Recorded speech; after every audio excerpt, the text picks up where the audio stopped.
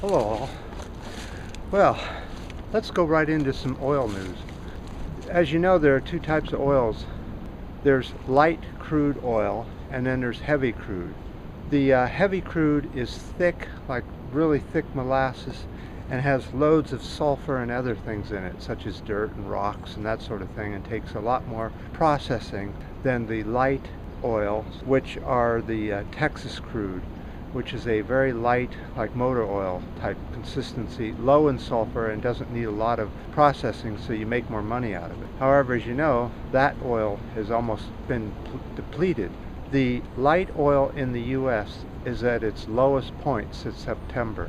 The heavy oil, the crude, that's your tar sands, your fracking oils, that type of thing. It looks like the heavy oil fell 4.73 million barrels for the fourth week in a row in production. And I know if you go look at the news, it'll say that we're almost going to supply the whole world with oil.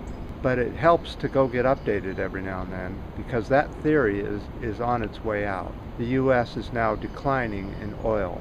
Let's go over to Iran. Now they have a lot of the high sulfur, thick crude oil, and their exports, they've cut exports by 67% because of the sanctions the US is putting on them.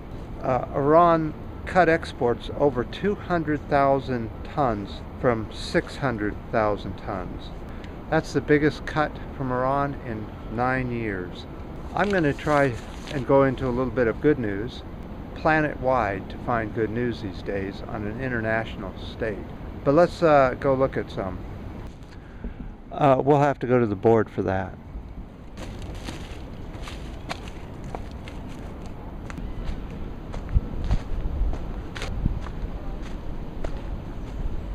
Okay, I just wanted to elaborate on some oil details here.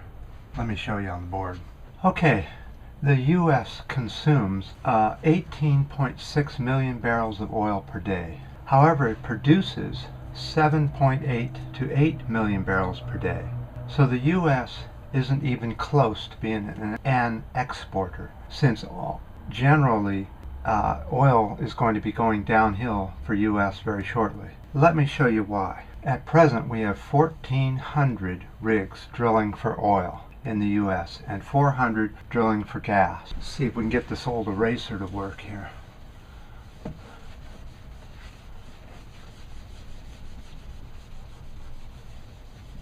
Okay, so if the reason fracking is so bad, not only does it do a lot of environmental damage, but it's so short-lived. The rigs only last, they're completely drained of oil. They're about 79% drained of oil in the first year.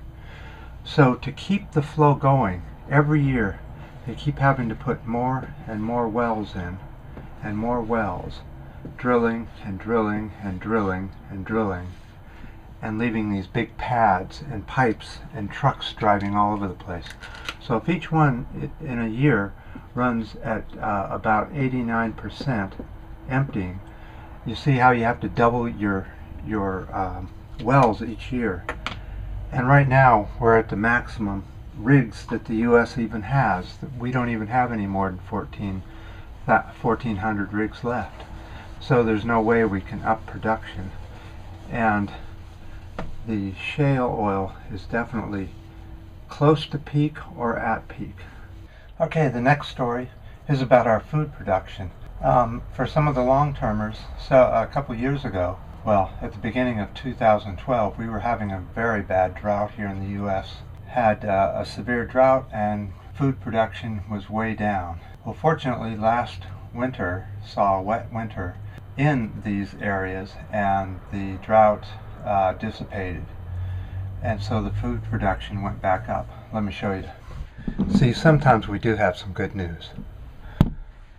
So to continue on with the good news, food production worldwide is flat. There's no ups or downs worldwide.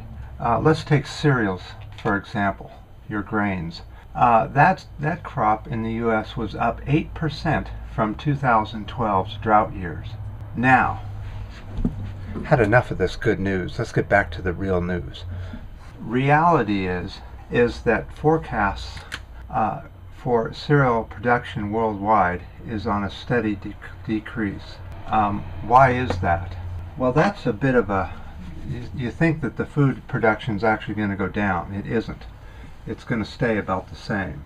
What's happening is that we have done the old peak food thing, and now we'll slowly go down like this for peak food over many years. Food production will go down because of weather, mostly weather related, the soil turning bad, getting full of salt, and not being fed compost. Instead they're feeding it chemicals from, of course, oil. If you want food production to be really high continuously, you have to constantly add organic matter to the soil instead of just chemicals. And what these organic matter does is it adds oxygen and water to the soil.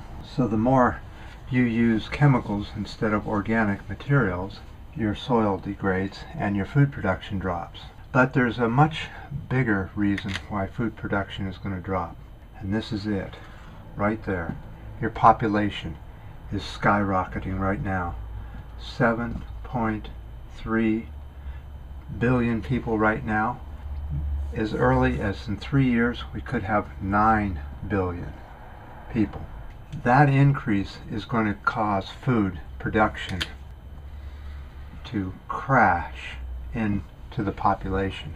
In other words, the population as it grows up eats more and more food, and the food actually looks as if it's going down, even though production might stay the same or down just a little bit. Because your population keeps growing, your food production drops when you're at peak food, just like in oil.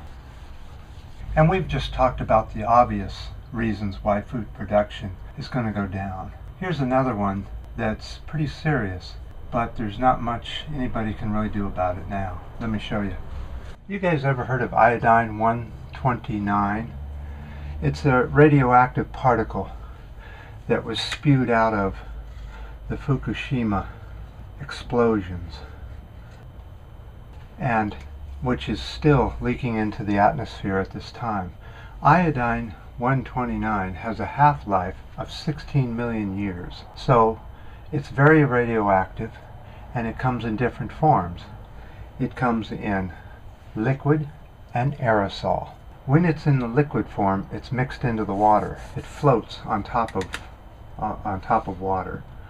Okay, so your iodine 129 is floating on top of the ocean.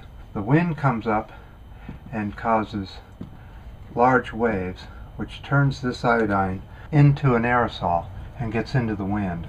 Then it goes up into the clouds and gets mixed up into the rain and comes down as rain and hits the ground.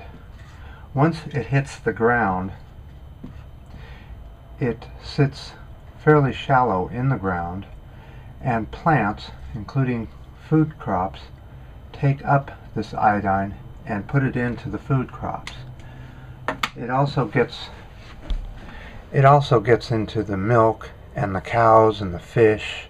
So anything pretty much in the Pacific Ocean and along the west coast of the US and Canada are now being poisoned by iodine 129. We've been finding these particles both in salmon and in other fish and in our kelp and our seaweed crops so far. However, it is predicted that it will get into our soil crops shortly on the west coast, and slowly over time it will migrate all the way to the east coast and all the way around the planet on the northern hemisphere, and then eventually moving over to the southern hemisphere, since it has so many millions of years to do this. And our planet will always be poisoned with iodine 129 from here on out. So that has to also be in the equation of what's going to happen with our food. There's not a whole lot we can do about food production other than control our population. That isn't going to happen.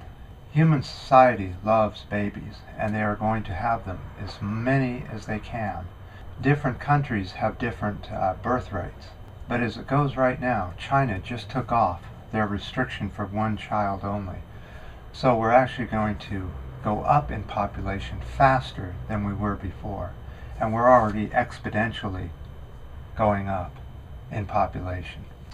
Okay, there's just one more thing I wanted to talk to you about was with the radiation is, what do you think a safe level of radiation is? Well, the number is 1.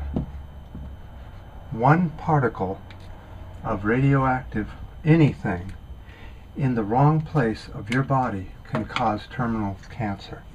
So there is absolutely no number that is safe when it goes to radiation. Just one particle being trapped in some part of your body can cause terminal cancer forever. So that's why it's so important that we don't use nuclear power or nuclear anything, because this radiation is going to get out in the environment. Look how much has already gotten out in just 50 or 60 years of use. We've already poisoned the entire Pacific Ocean and part of the west coast of Canada and the US, not including Japan. How much radiation is all over Japan. And don't forget who dropped 2 nuclear bombs on Japan, which contaminated Japan with long-term radioactive material, which they'll have to deal with forever. That's why Japan has is going to be having the highest cancer rate anywhere in the world in the very close future. And with that, we're going to be gone. We have a very busy week next week, so probably the next time I put out a video, it will be the fundraiser for the eraser. And remember, just look for fundraiser for the eraser on YouTube and you'll see it there, and you can participate or watch it and get into it. But that's probably going to be somewhere next week or the week after, something like that. And I don't know how many videos I can put up until then. Probably none. This might be the last one. So have a good New Year's. And oh, by the way, I was listening to another economist last night, and he was saying that he's going to predict that the U.S. crash, the constant QE, will crash during the second half of the 2014 in the U.S. And then after that, the rest of the world will start to decline after that. My personal thoughts? Don't know. Could happen now, it could happen 2015. It's obviously going to happen. We don't know when. Okay, people, until next time.